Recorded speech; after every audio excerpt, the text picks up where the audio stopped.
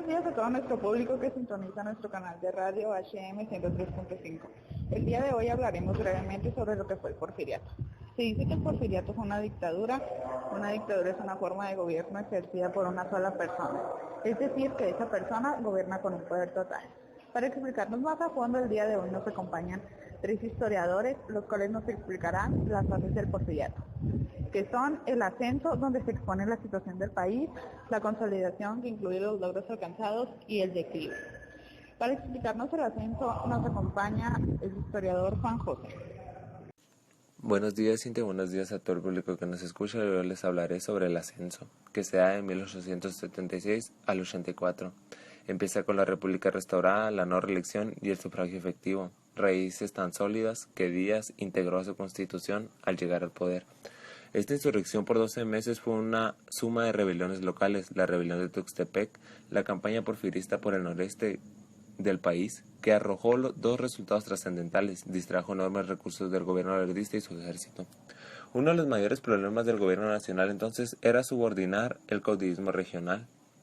En 1872, durante la rebelión del Plan de la Noria, lanzado por Díaz el 8 de noviembre del 71, desde su hacienda en Oaxaca contra el gobierno del presidente Juárez, para armar a jefes de bandidos.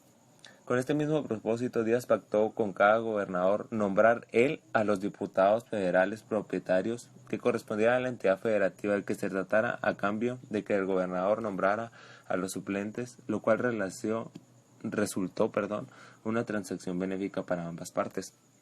Simplemente el ascenso es cómo Díaz llegó al poder, cómo él consolidó a un grupo que lo apoyara a él y que lo ayudaran a llegar al poder. Simplemente Díaz se armó de amigos que le cuidaran la espalda.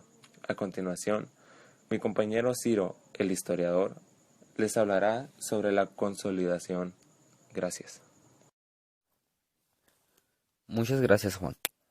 Bueno, muy buenos días, amigos o gente que me escucha en esta linda mañana. Hablaré un poco sobre lo que sucedió en la consolidación de 1885 a 1904. En este periodo empieza a funcionar un gobierno solvente y no oneroso, capaz de mantener el orden interno, un poder ejecutivo que adquiere preponderancia sobre el poder legislativo, conflictos entre el Estado y la Iglesia. En lo económico, Díaz recibió un país en quiebra, levantando a este país con inversiones extranjeras, extranjeros que podrían ser dueños de tierras mexicanas. Había grandes riquezas como explotación de minas, ferrocarril, plata, cobre, principales actividades que se manejaban. En la sociedad, pues, era una injusticia con el pueblo, porque había pobreza interna ante los mexicanos. Con el solo hecho de ser extranjero podría ser rico en este país, pero había infraestructuras, había plazas, escuelas, hospitales. Eran muchos casos que sucedieron, pero seré breve. Y gracias por su atención, gente. Pues muy buenos días, y en esta tercera y última fase de las que les hablaré fue la etapa del periodo porfirista, que abarcó el primer decenio del siglo XX. La decadencia fue total y hubo crisis en todos los ámbitos de la vida nacional. Resultó evidente que el gobierno de Díaz no tenía la capacidad de respuesta que exigía la gravedad de la situación. Lo que buscaba era cambiar el aparato político para seguir con el mismo modelo económico, diplomático y cultural. El cambio debía limitarse a lo político y obviamente se buscó que fuera un cambio controlado, como se pudo ver en el gobierno de Díaz. Si con la vicepresidencia se esperaba no padecer inestabilidad alguna a la muerte de Díaz y garantizar en cambio la continuidad de su modelo, en realidad con esa decisión comenzó el declive del porfiriato. Muy buen día, y bienvenidos a todos ustedes. Yo soy Luis y vengo a darles una breve conclusión sobre lo que hablamos el día de hoy, que fue el porfiriato, que se dividió en tres fases.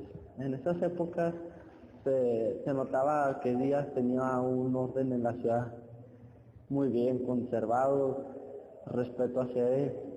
El único problema era que había injusticia hacia las personas, donde ya a final de la época se fue dando más justo para las personas que trabajaban las tierras. Eso fue todo por hoy. Nuestra parte, le agradecemos a mi equipo, que es Ciro Castillo, Cintia Márquez, Juan José Armenta y Sandoval Marena, y su servidor Luis Bujanda. Nosotros le deseamos que tengan un excelente día.